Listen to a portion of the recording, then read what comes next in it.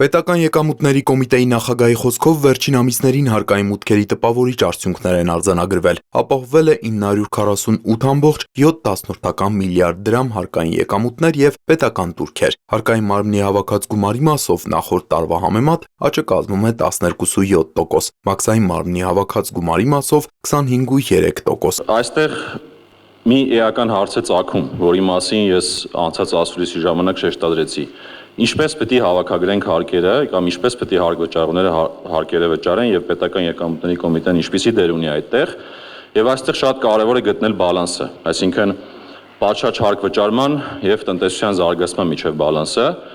եւ կարծում եմ մենք այդ ճանապարհին ենք։ Հակոբյանը հավելեց, այս տարվա հունվար-ապրիլի կտրվածքով 14%-անոց աճ կա անցած տարվա հունվար-ապրիլի նկատմամբ, որը ենթադրում է 120 միլիարդ դրամով ավելի հարկային եկամուտներ անցած տարվա այդ ժամանակահատվածի համեմատությամբ։ Նրա խոսքով ՊԵԿ-ում հարկային ստուգումների ընտրողականությունը իրականացվում է ռիսկերի կառավարման համակարգերի միջոցով եւ հունվար-ապրիլ ամիսներին իրականացված 6124 ստուգման եւ ուսումնասիրության արդյունքներով արձանագրվել է լրացուցիչ 21.1 միլիարդ դրամ գումար։ Հիմա շատ է շրջանառվում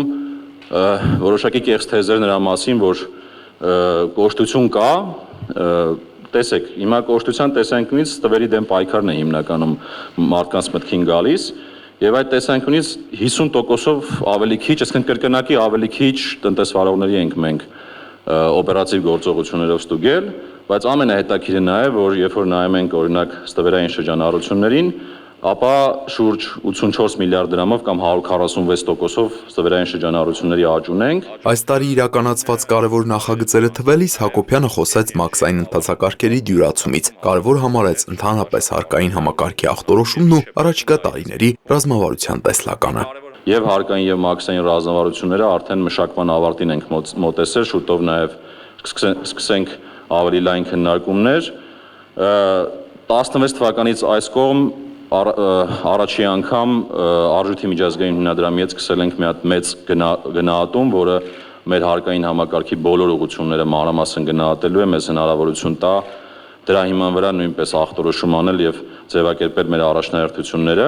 Դա նույնպես ավարտել ենք գրեթե, առաջիկա մեկ շաբաթվա ընթացքում վերջնական գնահատականները կտրվեն եւ դրա մասին նույնպես կխոսենք ձեր եւ հասարակության հետ։ Այս տարի պարզեցվել է ֆիզիկական անձանց եկամուտների հայտարարագրման գործընթացը եւ լրացման կարգը։ Չհարկվող եկամուտների լրացման մասով սահմանվել է նվազագույն շեմ 300.000 դրամ։ Սահմանվել են հստակ ժամկետներ՝ մինչև այս տարվա հունվարի 1-ից նոյեմբերի 1-ը եւ հաջորդ տարվա համար մարտի 2-ից նոյեմբերի 1-ը։ Այս պահի դրությամբ ՊԵԿ նախագահի փոխանցմամբ հայտարարագիր է լրացրել քաղաքացիներից մոտ 57.000-ը, որից 23.000-ը ստացել է սոցիալական կրեդիտ։ Էականը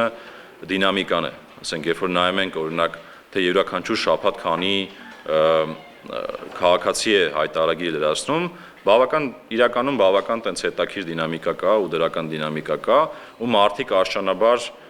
սովորում են, հասկանում են դրա կարևորությունը եւ նաեւ շահագրգռված են, որպեսզի այդ թափանցիկությունը պետության հետ ունենան, միաժամանակ նաեւ այդ սոցիալական կրեդիտներից օգտվեն ու իրենց ընտանիքի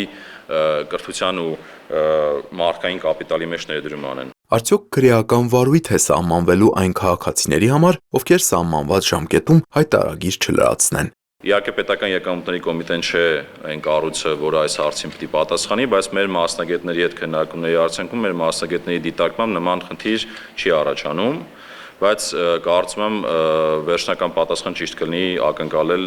համապատասխան մարմիններից, ովքեր որ այդ քրեական հարցերով են զբաղվում, բայց ես մեր մասով կարող եմ ասել, որ մեր մասնագետների հետ քննարկումների արդյունքում կարծում ենք, որ ոչ։ Հայտարարագրի լրացման վերջնաժամկետը հետաձգելու պլաններ չկան նոյեմբերի 1-ն ուժի մեջ է։ Եվս մեկ անգամ ընդգծեց ՊԵԿ նախագահը, ում կարծիքով բավականին երկար ժամանակ է տրված, որ մարդիկ հասկանան, համակերպվեն, նաև սովորեն այդ համակարգով աշխատել, լրացնել հայտարարագրերը։ ՊԵԿ-ից ակնկալում են, որ մինչև նոյեմբերի 1-ը հայտարարագիր կլրացնեն բոլորը, բացառությամբ այն անձինք, որոնք ID քարտի խնդիր կունենան։ ՊԵԿ-ը շարունակում է հարկային եւ մաքսային ծառայողների պատրաստման եւ վերապատրաստման գործընթացը, շարունակաբար բարելավելով ընթացակարգերը եւ ընդլայնելով միջազգային համագործակցությունը, վստահեցրեց Էդուարդ Հակոբյանը։ Տիգրան Վակիմյան, Լևոն Խաչատրյան, Հորիզոն։